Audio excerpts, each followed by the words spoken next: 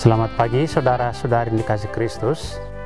Mari kita mengawali hari baru dengan mendengarkan firman Tuhan yang diambil dari Injil Markus bab 8 ayat 27 sampai dengan 33. Tuhan bersamamu.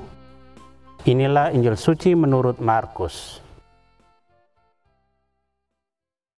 Pada suatu hari, Yesus bersama murid-muridnya pergi ke kampung-kampung di sekitar Kaisarea Filipi. Di tengah jalan ia bertanya kepada murid-muridnya, kata orang, siapakah aku ini? Para murid menjawab, ada yang mengatakan Yohanes Pembaptis, ada juga yang mengatakan Elia, ada pula yang mengatakan seorang dari para nabi. Yesus bertanya lagi kepada mereka, tetapi menurut kamu, siapakah aku ini? Maka Petrus menjawab, engkaulah Mesias. Dan Yesus melarang mereka dengan keras, supaya jangan memberitahukan kepada siapapun tentang dia. Kemudian mulailah Yesus mengajarkan kepada mereka bahwa anak manusia harus menanggung banyak penderitaan. Ia akan ditolak oleh para tua-tua, imam-imam kepala dan ahli-ahli Taurat, lalu dibunuh dan bangkit sesudah 3 hari. Hal ini dikatakannya dengan terus terang. Tetapi Petrus menarik Yesus ke samping dan menegurnya. Maka berpalinglah Yesus dan sambil memandang murid-muridnya, ia memarahi Petrus. Katanya, enyalah iblis, sebab engkau bukan memikirkan apa yang dipikirkan Allah, melainkan apa yang dipikirkan manusia. Demikianlah sabda Tuhan.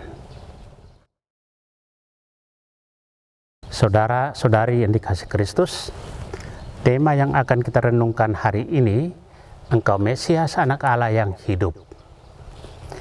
Injil mengisahkan tentang pengakuan Petrus kepada Yesus sebagai Mesias.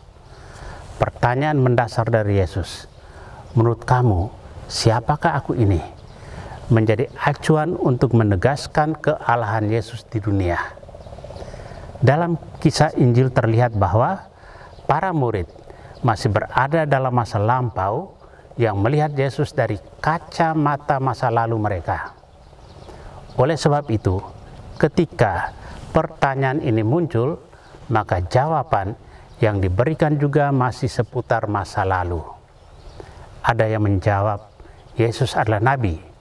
Yang lain mengatakan Yohanes Pembaptis, bahkan ada yang mengatakan Elia yang bangkit kembali.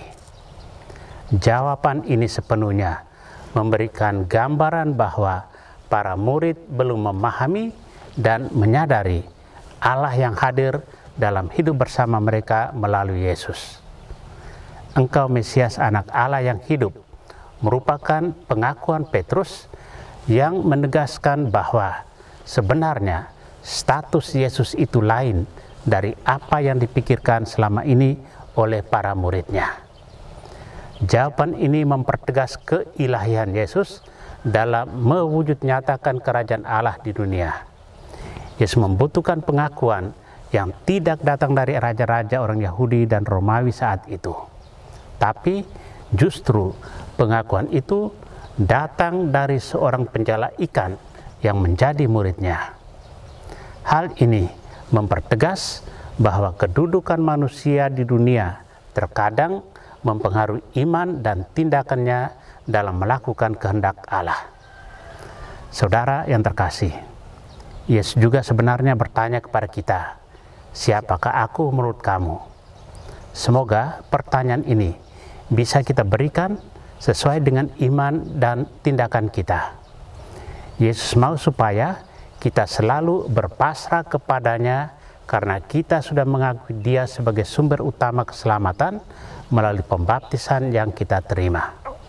Oleh sebab itu, marilah kita menjawab pertanyaan Yesus ini dalam kehidupan kita agar namanya semakin dimuliakan. Amin. Marilah kita berdoa. Tuhan, pagi ini kembali kami naikkan syukur dalam doa dan permohonan. Terima kasih sudah menjaga kami saat tidur maupun bangun. Terima kasih untuk udara sejuk dan segar pagi ini. Tuhan, kami hendak beraktivitas, kami mohon tuntunan dan pemeliharaan-Mu. Jauhkanlah kami dari yang jahat dan berilah kami kekuatan dan kesehatan. Ajarlah kami untuk saling mengasihi dan mengampuni, kami serahkan hari ini ke dalam tangan-Mu. Kristus terang dunia, berkatilah keluarga-keluarga kami, jadikanlah kami alat kasih-Mu dan pantaskanlah kami menjadi hamba-Mu yang setia. Amin. Tuhan bersamamu. Semoga keluarga kita, orang-orang yang kita kasih dan doakan, seluruh aktivitas kita hari ini dilindungi, dibimbing, dan diberkati oleh Allah yang Maha Kuasa, Bapa dan Putra dan Roh Kudus. Amin.